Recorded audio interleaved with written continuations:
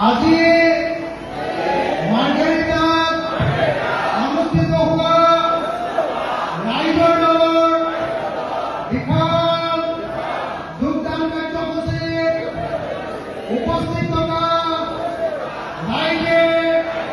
সংকল্প শপত খাম কচম খাম যে আগন্তুক 2026 চনৰ বিধানসভা নিৰ্বাচনত আমি সাম্প্ৰদায়িক বিজেপি দলক অসমৰ মাটিৰ পৰা উভৰাই